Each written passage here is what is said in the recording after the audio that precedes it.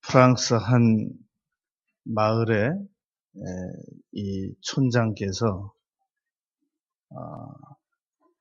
그런 얘기를 공공연하게 주변 사람들에게 했습니다.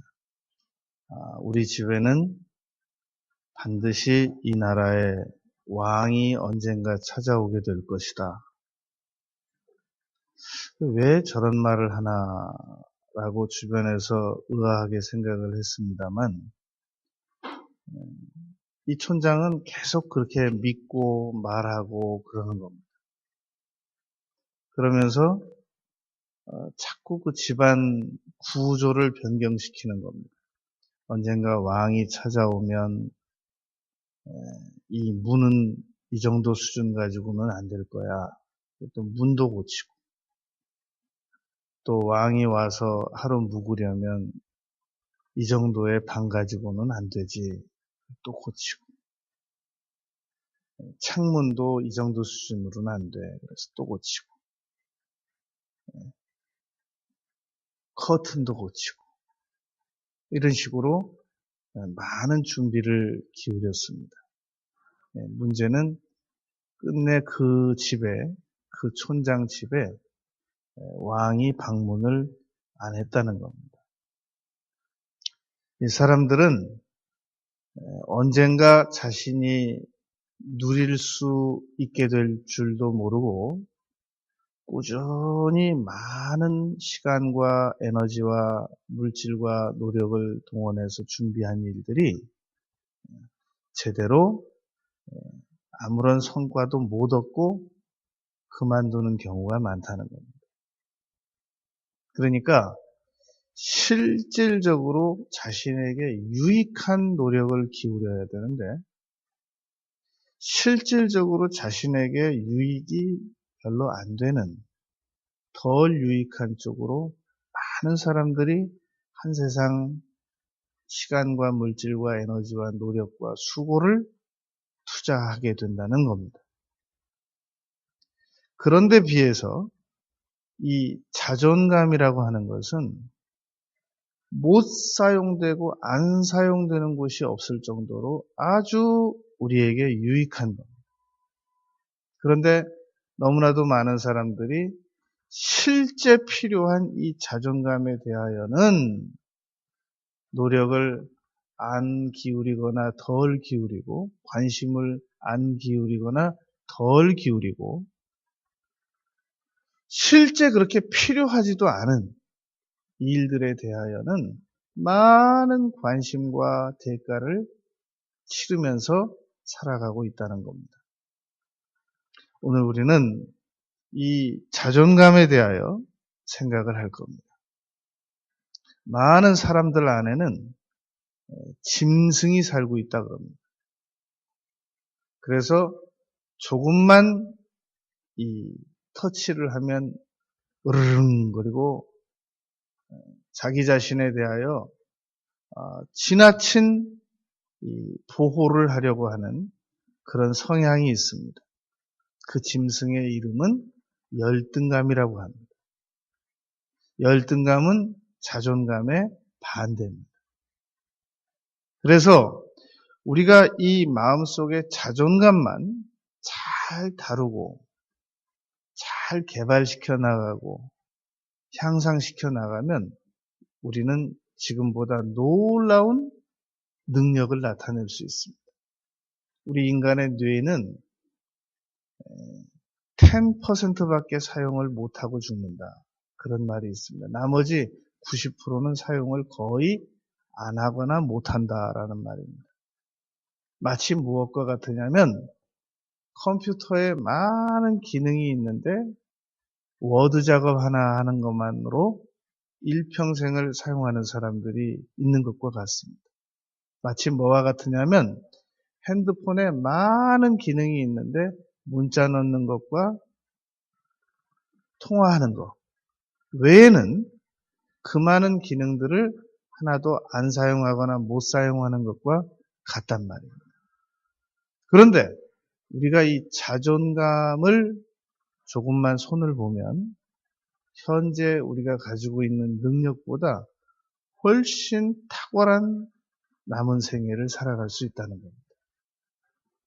이 자존감이라고 하는 것은 태어나자마자부터 3세까지 아주 놀라운 성장을 이루어낸다는 겁니다.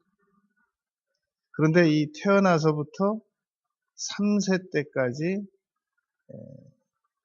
이 부모로부터, 특별히 엄마로부터 거절감을 심하게 당한다거나 떼놓임을 당한다거나 그러면 이 상처가 평생 간다는 거예요. 그래서 사람의 자존감을 높게 하려면 특별히 태중에 있을 때부터 태어나서 3세까지가 아주 각별히 관심을 기울여야 한다는 이 연구 조사 결과 분석이 있습니다. 그런데 많은 엄마들이 그거 모르죠. 그러면 이제 2단계로 초등학교 때까지라도 아주 이 자존감 형성에 많은 투자를 기울여야 되는데 그것도 놓치죠. 대부분 놓칩니다. 그냥 학원이나 보내고 과외나 보내지 자존감으로 이 초점을 맞춰가지고 교육을 거의 안 한단 말이에요. 그럼 만약에 그 단계를 놓쳤으면 뒤늦게라도 최소한 중학교 3학년 때까지라도 이 자존감을 높이는 일에, 고치는 일에, 치료하는 일에 최선의 노력을 다해야 됩니다. 또 그거 거의 다 놓칩니다. 왜냐하면 학원 보내야 되고 공부해야 되고 그렇기 때문에. 그러면 마지막으로 고등학교 1학년 때부터 졸업하기 전까지라도 우리 애들의 자존감을 절대 돌보고 손보고 그래야 합니다. 그런데 그건 불가능한 것이 고등학교 진학을 하면 대학 진학에 모든 노력을 다 기울이기 때문에 어렵습니다.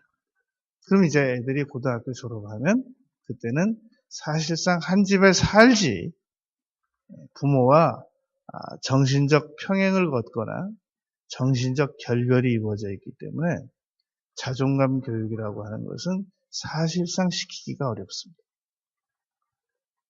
그래서 우리가 우리 자녀들을 교육시킬 때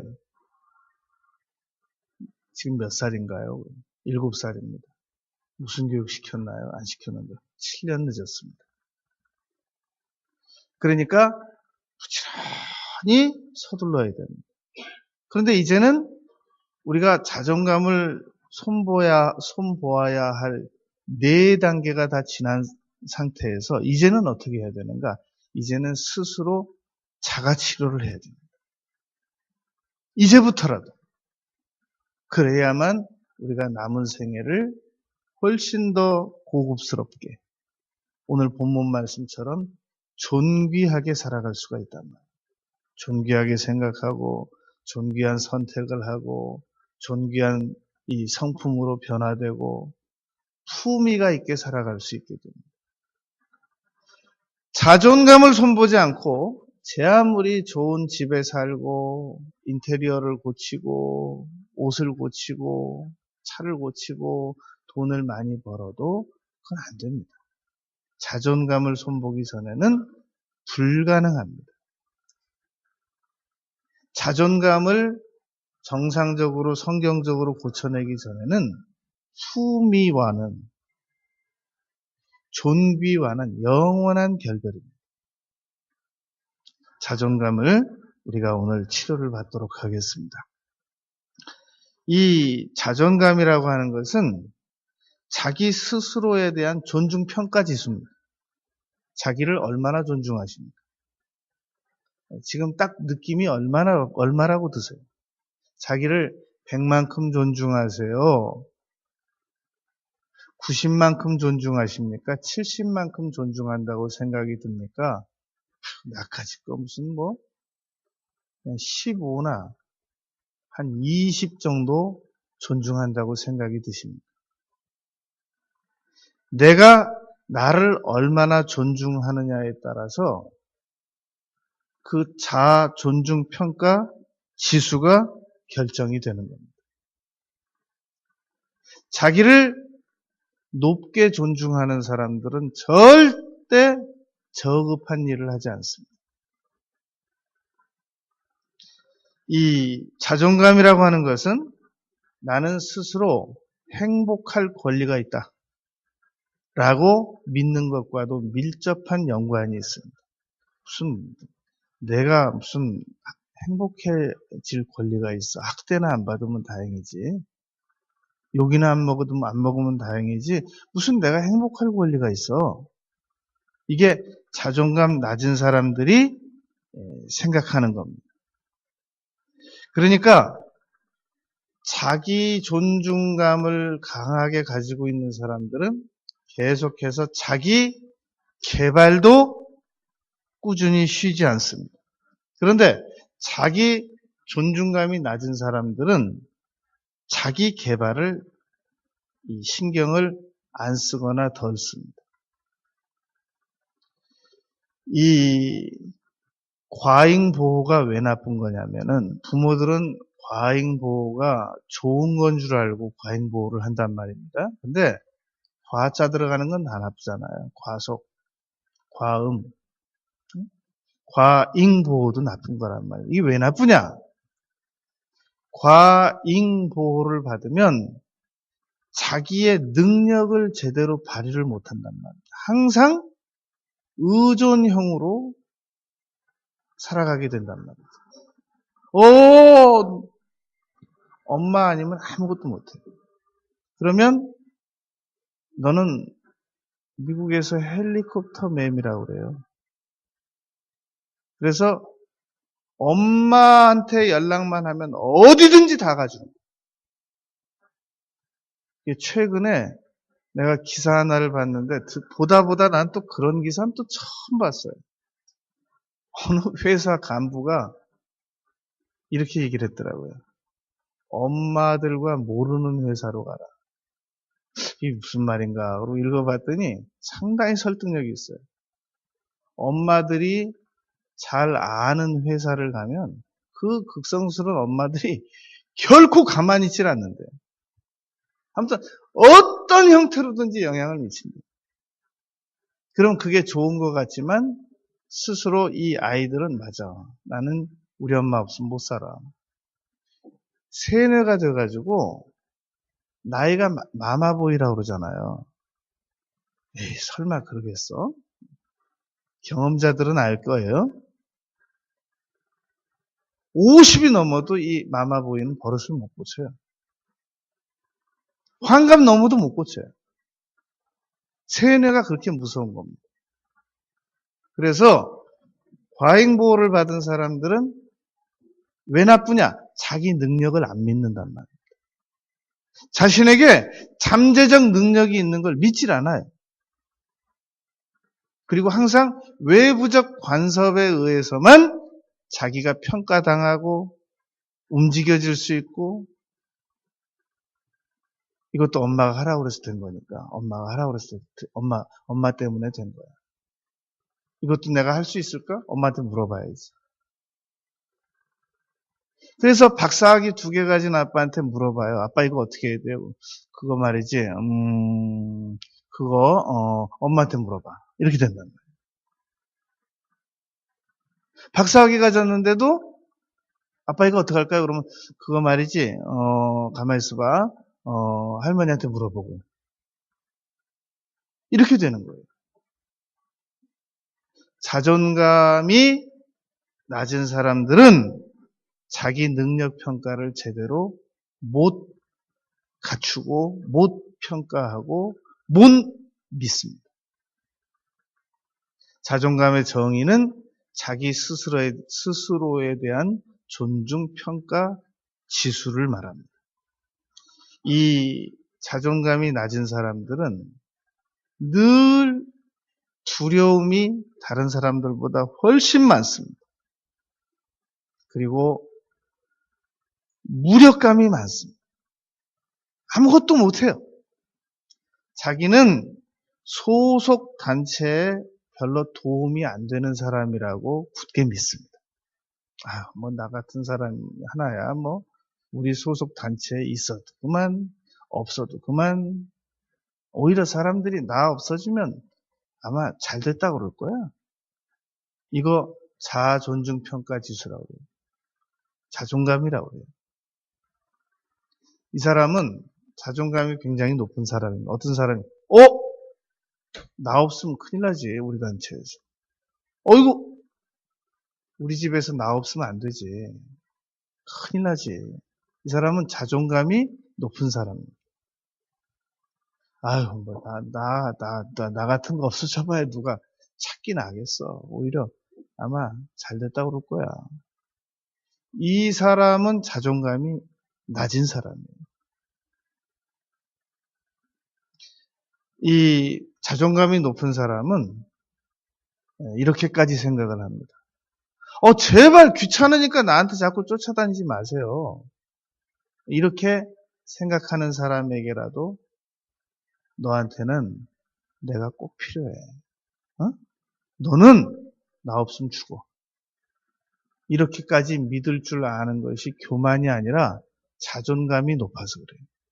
이제 엄마가 그렇게 생각하는 것만 빼고 얘기입니다. 엄마가 아가 너 엄마 없으면 죽어. 이거 말고 그거 빼놓고 하는 얘기예요. 보통 이 자녀에게 부모가 특별히 엄마들이 강하게 집착하는 거는 자기가 집착하는 거예요. 애는 내버려둬도 살아요. 근데 이 얼마나 집착을 하는지 자기 컴플렉스를 다 만회해 보려고 애를 도구 삼는 거예요. 실제로 그런다고 해서 애한테 도움 안 되거든요. 그 시간에 자기 자존감을 높게 하는 게 좋아요. 프랑스 촌장처럼 방문도 안 할 왕 방문할 것처럼 준비하다가 평생 거기다 에너지 다 쏟아붓고 디드로 효과라고 그러죠. 이거 고치면 저거 고치고 저거 고치면 이거 고쳐야 되고 이 수준에 맞춰서 또 저거 고쳐야 되고 반지 수준에 맞추다 보니까 또 신발 사야 되고 신발 수준에 맞추다 보니까 또 모피코트 사야 되고 디드로 효과. 우리가 평생 세월 낭비하지 말고 내가 나의 자존감을 손을 봐야 되겠구나. 이거 아주 심각하게 중요한 겁니다. 그러면 우리가 어떻게 하면은 자존감을 지금보다 더 높일 수 있겠냐는 말이에요. 5가지를 말할 겁니다. 내가 지금보다 자존감이 더 높아지기만 하면 우리 주변 사람들도 행복해지고 나도 행복해지고 자녀도 행복해지고 부모도 행복해지고 소속 단체 사람들도 나로 인하여 굉장히 행복해집니다. 이 자존감은 첫째로 언행으로 나의 자존감을 파괴하는 사람들은 일정 거리를 떼세요. 안 만나는 게 좋습니다. 어쩔 수 없어서 만날 때는 안전거리를 꼭 유지하고 그들로부터 이 자신을 격리시키는 게 좋습니다. 지금 우리가 왜 우리의 자존감을 이렇게 낮게 가지게 됐느냐면 99.9%가 우리 주변에서 함부로 나한테 말하고 함부로 행동하는 사람들 때문에 이렇게 됩니다.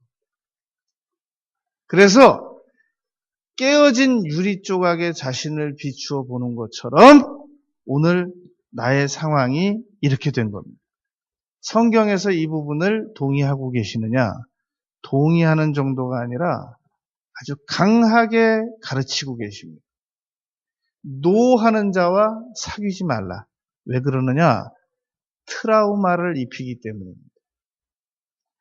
화를 내는 사람들을, 함부로 내는 사람들을 우리가 사귀게 되면 그 사람들이 우리에게 강력한 트라우마를 입힙니다. 그리고 나를 완전히 무가치한 존재로 믿게 만들어버리고 그런단 말입니다.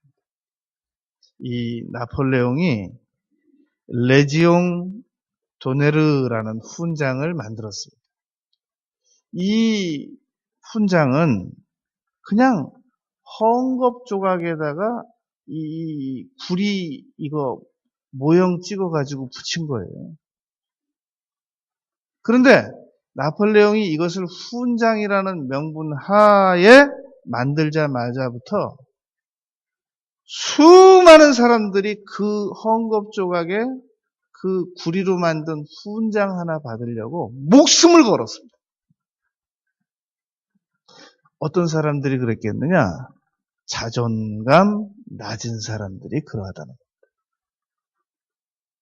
그러니까 이 자존감이 낮아버리면 정작 기울여야 할 노력에는 제대로 기울이지 않고 안 기울여도 되는 쪽으로 수많은 노력을 기울인단 말입니다. 잘못된 보상을 받아내려고 그런단 말입니다. 굳이 비실거리지 않아도 되는 사람들에게 비실거리고 그런단 말입니다. 왜 그러는가? 이 잘못된 자존감을 가지고 있고 그것을 잘못된 방법으로 만회해 보려고 하고 잘못된 보상을 얻어내려고 하기 때문에 그러한단 말입니다. 그래서 동굴의 우상, 광장의 우상 이런 것들로 잘못된 우상으로 빠져들어가 버린단 말입니다. 자존감이 낮아서 그렇습니다.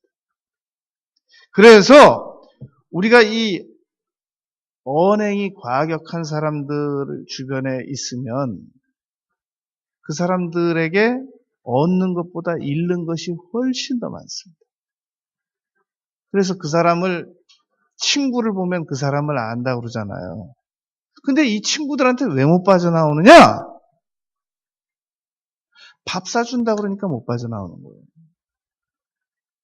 그 밥 얻어먹지 마세요! 그거 내 돈 주고 사 먹으면 돼요, 그거. 그 친구가 밥을 얼마짜리 사주는지 모르지만 3만 원짜리 밥을 사준다고 하면 차라리 내 돈 내고 10만 원 주고 사 먹어요. 그리고 그 친구를 만나지 마세요. 그게 훨씬 이득이에요. 밥 3만 원짜리 얻어먹으면서 수없이 많은 트라우마를 받고 온갖 부정적인 얘기 다 듣고 하나도 도움 안 돼요. 제가요 그 친구를 변화시키려고 만나는 거예요. 변화시키세요 그럼. 지난 10년간 변화시켰어요? 못 시켰잖아요. 그러니까 그만 만나라고요. 그럼 끊을까요? 사도 바울 선생님이 그랬잖아요. 돌아서라고. 도움이 안 되는 사람은 그만 만나는 게 좋아요. 그거 너무 계산적이잖아요. 그러니까 이득 보지 말고 돌아서라고요. 그리고 도움이 필요하다고 그럴 땐 주세요. 대신에 안전거리만 유지하잔 말이에요.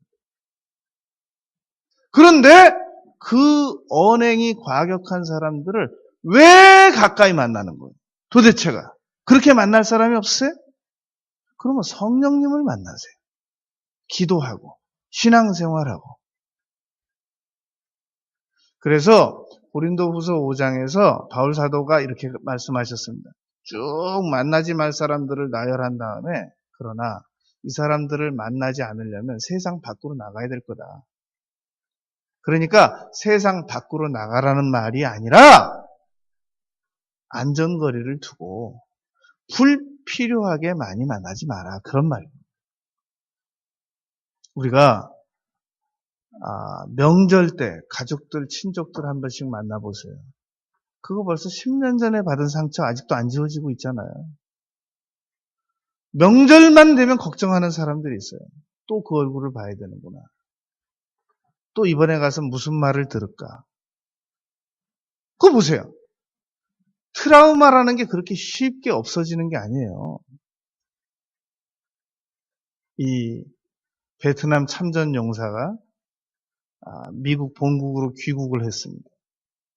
그래서 이제 결혼할 상대와 데이트를 하고 있는데, 저 공원에서 팝콘 튀기는 기계에서 이 팝콘 소리가, 튀기는 소리가 펑, 펑 하고 나니까 갑자기 이 친구가 여자친구 손목을 잡고 그러더래요. 뛰어, 뛰어, 뛰어, 뛰어, 뛰어, 뛰어, 뛰어.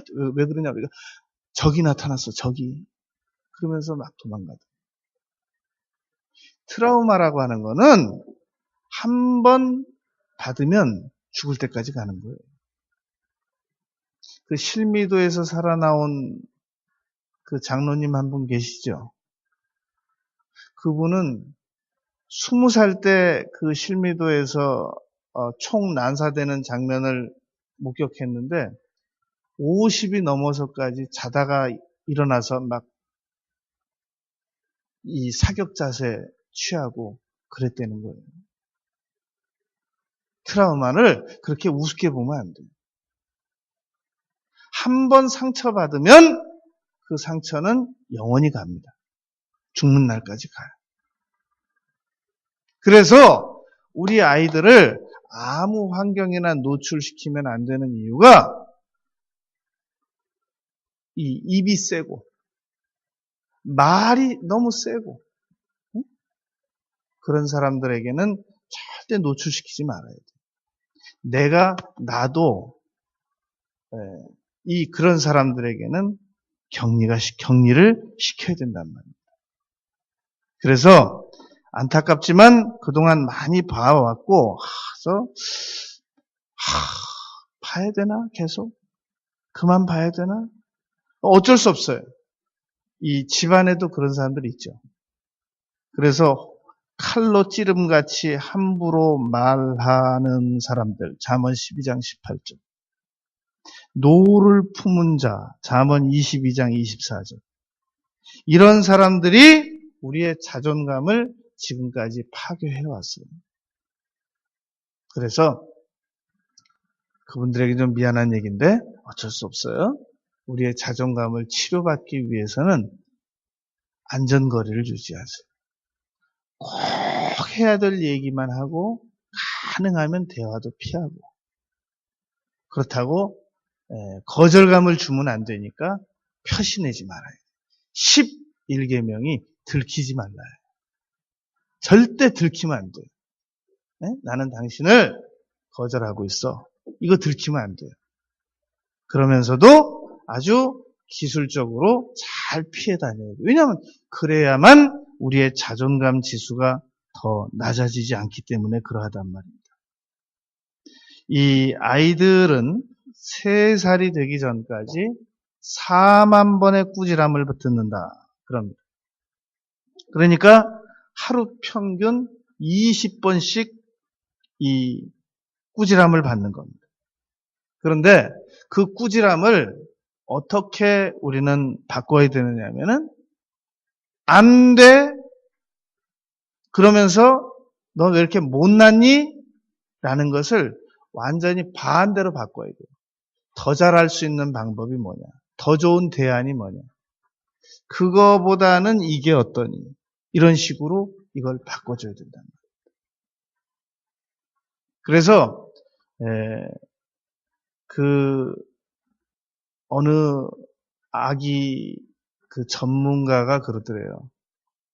그 이휘재 씨한테 그 아기를 가르칠 때 절대로 안 돼 그러면 안 된다고 그러더래요. 그래서 이 이휘재 씨는 많이 노력했대요.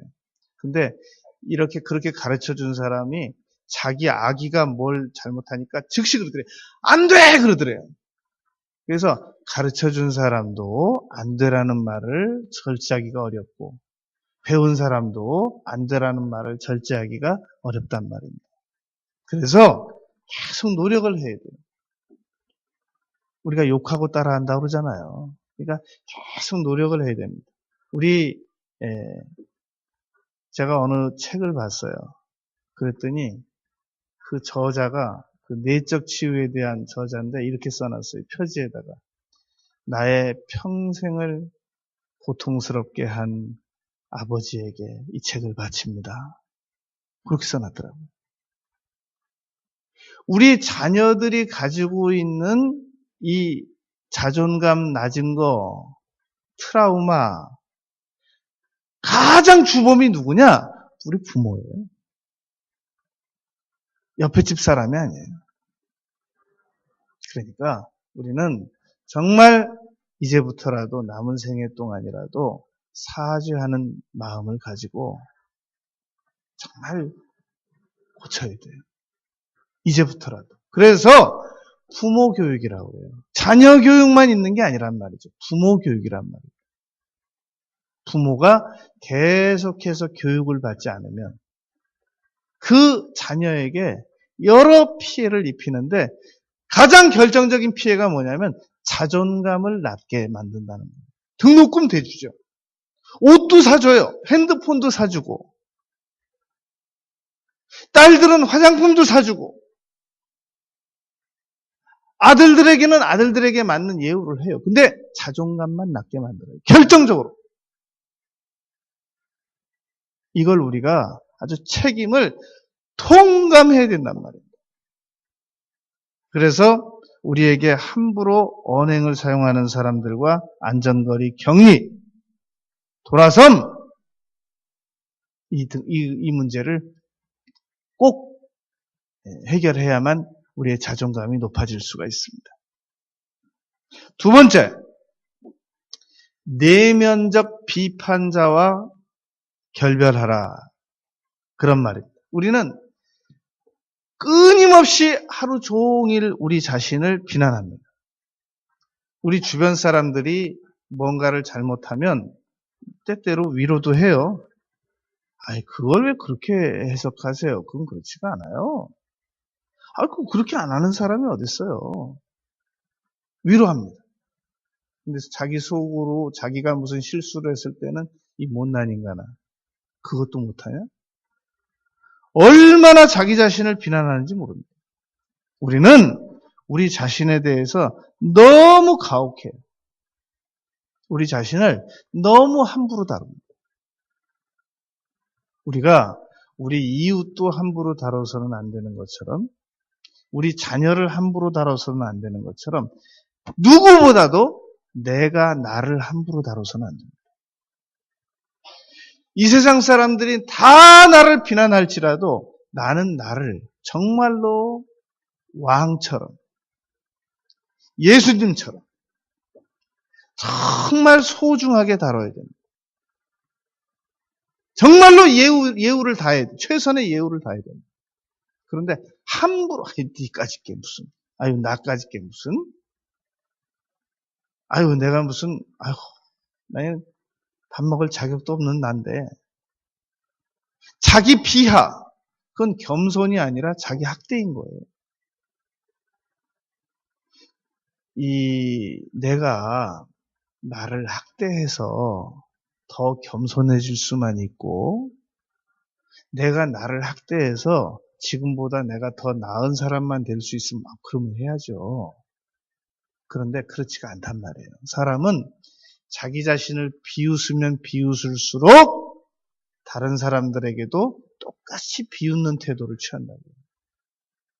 그러니까 우리가 사람이 주변 사람들에게 취하는 태도 있죠? 그거 다 사실은 자기가 자기한테 취하는 태도예요.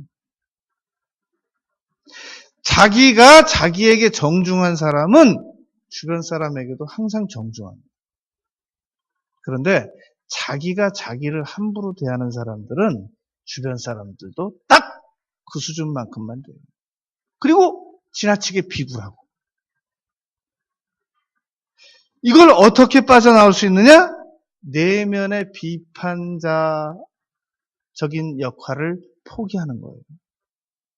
우리는 그동안 우리 자신에 대해서 아주 강력한 비판자임을 자처했단 말이에요. 빠져나와야 돼요. 이 아브라함은 조카 롯에게 얼마든지 이렇게 말할 수 있었습니다. 너는 정말로 배은망덕해. 너는 내가 보다 너 같은 인간은 처음 봤어. 너 지금 네가 가지고 있는 재산 그거 다 내가 준 거야. 너 어떻게 세상에 그럴 수가 있니? 네 목자와 내 목자가 다투면 네가 나서서 어떻게 우리 작은아버지 목자들과 우리가 다툴 수 있느냐. 우리가 양보하자. 그리고 깨끗이 물러났어야 됩니다. 지금 대한항공에서 한 가수가 비행기를 타고 가다가 이 소란을 일으켰잖아요. 음주에 취해가지고 기내 에어스투어스들을 이렇게 성희롱하고 막 그랬다고 그러잖아요. 그런데 대한항공 측에서 일체 여승무원들에게 함구시켰단 말입니다. 만약에 그것을 공론화해서 정식으로 법적 조치를 취하게 된다면, 그렇다면 대한항공을 이 고객들이 줄어들 걸 염려했단 말입니다. 또 하나, 지금 그 조현아 사건이 얼마 전에 났기 때문에 우리는 이런 문제도 이렇게 피해를 당하면서도 마치 아무 일도 없었던 것처럼 참는데,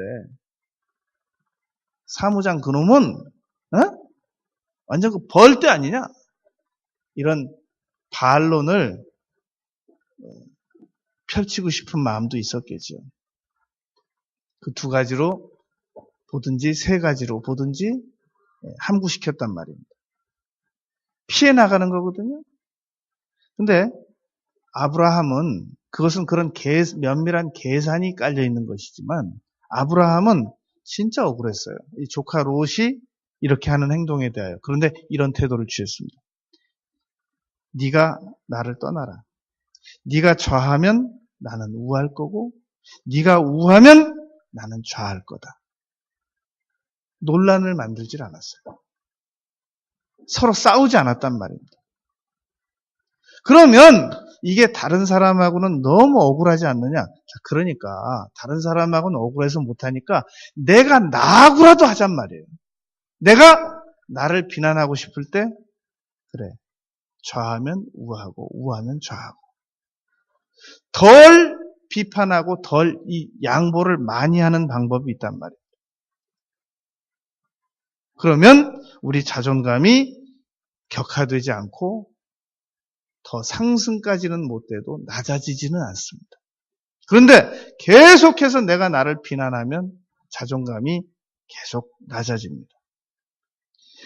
세 번째는 위로와 칭찬과 격려를 잘하는 그런 사람들과 가까이 지내는 겁니다. 그런 사람이 어디 있어야죠.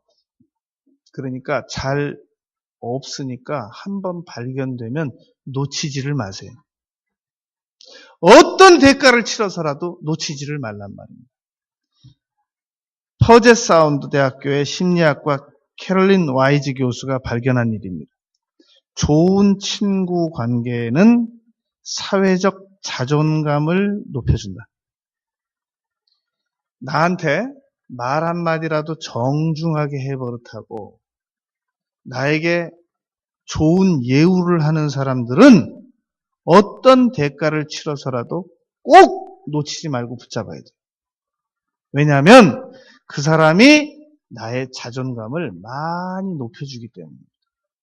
그런데 보통 사람들 보면 그런 사람들이 귀중한 걸 몰라요. 그냥 그런 사람들은 귀중한 걸 모르고 자기한테 함부로 말하고 함부로 대하는 사람들에게 오랫동안 길들여져 와가지고 그런 사람들하고만 친하고 다녀요. 자기에게 정중하고 정말로 자신에게 온전한 예우를 잘 해주는 사람은 재미가 없어요. 뭐와 똑같으냐면 고기도 먹어본 사람이 먹는다고. 그러니까 한마디로 자기를 막대해주는 사람이 좋은 거예요. 편하고. 나를 좀 거칠게 좀 다뤄주세요. 그렇게 고분고분하게 하지 말고요. 한마디로 맛이 없어요. 그러나 이 자존감을 높이기 위해서는 정말로 고급 언어를 사용하고 고급 태도를 취하고 고급 정중지수를 가지고 있는 사람들을 만나야 된단 말입니다. 우리가 언어를 배울 때, 다른 나라 언어를 배울 때 아무나에게 배우면 안 되잖아요. 막 사투리나 배우고 막 거신말이나 배우고 그러면 어떡하겠어요. 그래서 표준어를 배우라고 그러잖아요. 가장 좋은 게 이 뉴스 앵커들이 하는 그 말을 그대로 배우라고 그러잖아요. 그럼 문제 없다고. 마찬가지란 말입니다. 나의 정중지수, 정중감, 자존감을 높이기 위해서는 정말로 나를 존귀하게 여겨주는 사람들을 잘 만나서 하여튼 절대 놓치지 마세요. 딱 잡고 끝까지 한평생을 살아나가란 말입니다. 네 번째, 지금보다 우리가 자존감이 높아지기 위해서는 성경 말씀을 꾸준히 묵상해야 됩니다. 성경 말씀에는 아주 형편없는 말들도 있어요. 우리는 메뚜기와 같고, 예? 그 사람들은 대단한 사람들 같습니다. 이거 완전 열등감에 젖어 있는 말이잖아요. 그런 말들을 들으면 안 된단 말입니다. 어떤 나라는 예수님의 12제자에 대하여 이 선교사님이 가서 가르쳐 줬더니 다 듣더니 딱 한 사람을 지목하더래요. 가룟 유다가 진짜 마음에 든다고. 자기는 그 지혜를 꼭 배워야 되겠다고 그러더라는 거예요. 그러니까 하나님의 말씀에서 그런 말씀은 배우면 안 되고 예수님께서 하신 말씀을 배워야 돼요. 자신을 체포하러 온 가룟 유다에게 친구여 라고 말씀하십니다. 그런 거 배워야 돼요. 자기를 3번 배반한 제자에게 설명해봐. 응? 어떻게 하다 그렇게 됐니? 이렇게 말하지 않고 네가 나를 사랑하느냐? 이렇게 말씀하신 거. 그런 걸 배워야 됩니다. 가늠하다 현장에서 잡혀온 여인에게 예수님께서 누구야? 얘기해봐. 어? 이렇게 말씀하지 않고 너를 정죄하던 자가 있느냐? 그런 걸 배워야 돼. 그러니까 하나님의 말씀을 꾸준히 묵상해 나가면 가랑비에 옷 젖는다고 내가 얼마나 중요한 존재이고 내가 예수님의 보혈에 의하여 피로 값주고 사신 존재고 내가 천국 가야 될 존재고 내가 용서받은 존재고 자존감이 급 상승한단 말입니다. 그런데 이 잡지는 많이 읽고 심지어는 만화책도 많이 보고 근데 성경만 안 보거나 덜 보면 절대 손해입니다. 제가 정말 독서량이 많은 사람이에요. 600페이지, 700페이지, 900페이지 이런 책들을 수도 없이 많이 읽었어요. 그런데 그렇게 많이 읽다가도 성경 한 구절 읽잖아요. 그러면 아주 생수 마신 것처럼 속이 시원해요. 정말로. 정말 성경 이상 가는 책은 세상에 없는 거예요. 그러니까 하나님의 말씀을 꾸준히 많이 읽어나가면 자존감이 안 높아지려고 해도 높아져요. 오늘 우리 신문 전면에 성경을 어떤 관점으로 읽어야 할까요? 이번 주, 다음 주, 그 다음 주 3번에 걸쳐 나갑니다. 아주 면밀히 잘 읽고 참고해 주시길 바랍니다. 끝으로 우리의 자존감을 상승시키려면 수많은 과거의 나의 실수, 약점, 도저히 내가 어떻게 그럴 수가 있는가라는 생각이 드는 생각을 다 용납해야 됩니다. 2010년 51세의 나이로 삼성 부사장인 사람이 강남 자택에서 투신 자살했습니다. 서울대 공대 출신입니다. 외국에 나가서 박사를 받고 삼성에 입사해서 51세의 나이로 부사장 위치에 있었습니다. 그런데 발령이 났는데 자기가 원치 않는 발령이 났습니다. 좌천으로 해석을 했던 겁니다. 그래서 그 아파트에서 뛰어내려 죽었어요. 그럼 부사장 못된 사람은 다 뛰어내려야 되겠습니다. 그럼 부사장이 뛰어내릴 정도면 나머지 사람은 볼 것도 없이 줄 서서 뛰어내려야죠, 그냥. 해석을 어떻게 하느냐에 따라, 인생은 해석이다 그러잖아요. 자존감이 낮은 사람들은 해석이 모조리 낮아요. 딱 다 죽어야 돼요. 오늘 본문 말씀입니다. 이사야서 32장 8절. 존귀한 자는, 자존감이 높은 자는 존귀한 일을 계획하나니, 자존감이 높은 일을 계획하나니 그는 항상 존귀한 일에 앞장서리라. 항상 자존감이 높을 수밖에 없는 일들에 대하여 이 앞장을 서게 된단 말입니다. 사람은 자존감만큼 말하고, 자존감만큼 행동하고, 자존감만큼 생각하고, 자존감만큼 계획 세우고, 자존감만큼 표정이 밝습니다. 자존감이 높아져 버리면 사람의 품위가 달라집니다. 아무리 좋은 옷과 좋은 화장품과 좋은 차와 좋은 집과 좋은 환경과 좋은 문화적 시설을 누린다고 할지라도, 제 아무리 비싼 회원권을 가지고 있다고 할지라도 근본 그 사람의 자존감이 낮아버리면 어쩔 수 없이 그 사람은 언어가 저급하고 행동이 저급하고 노력도 안 하거나 덜하고 그러해진단 말입니다. 이 시간 이후부터 자존감을 빨리 치료받고 자존감을 높이는 일에 전력 질주하는 우리 모두가 되시길 바라겠습니다. 아버지 하나님, 저희들이 자존감이 낮아서 얼마나 많은 피해를 당하고 있다는